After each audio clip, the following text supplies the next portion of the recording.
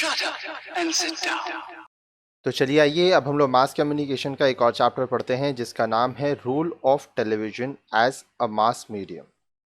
एक जन माध्यम के रूप में टेलीविज़न की क्या भूमिका होती है, उसका क्या रोल है, आइए इसके बारे में हम लोग पढ़ेंगे। How often do you watch television? आप कितना टेलीविज़न देखते हैं? Most of us can not imagine a world without television.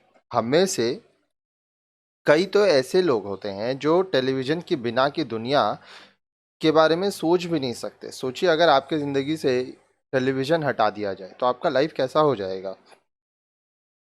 It is undoubtedly one of the most popular invention. निसंदेह अनडाउटेडली यह सबसे ज़्यादा लोकप्रिय आविष्कारों में से एक है। You might have a favourite programme.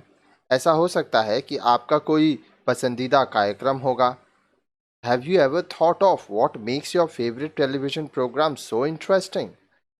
क्या आपने कभी सोचा है कि किस वजह से आपका पसंदीदा कार्यक्रम इतना दिलचस्प बन जाता है?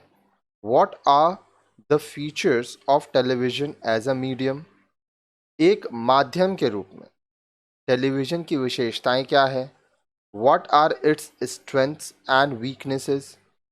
टेलीविज़न की अच्छाइयाँ और बुराइयाँ क्या है? What are the functions of television?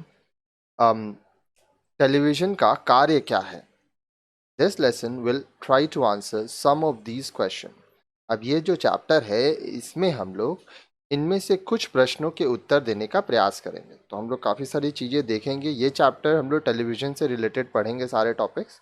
तो आइए सबसे पहले देखते हैं कि ये जो चैप्टर है ये पढ़ने का हमारा ऑब्जेक्टिव्स, हमारा उद्देश्य क्या है। After studying this lesson, you will be able to do the following. इस पाठ को पढ़ने के बाद आप निम्नलिखित चीज़ें कर सकेंगे। तो क्या क्या चीज़ें आप सीखेंगे? Identify the features of television. Television की विशेषताओं की पहचान कर सकेंगे। Describe how television differs from other mediums of mass communication like print, radio and new media.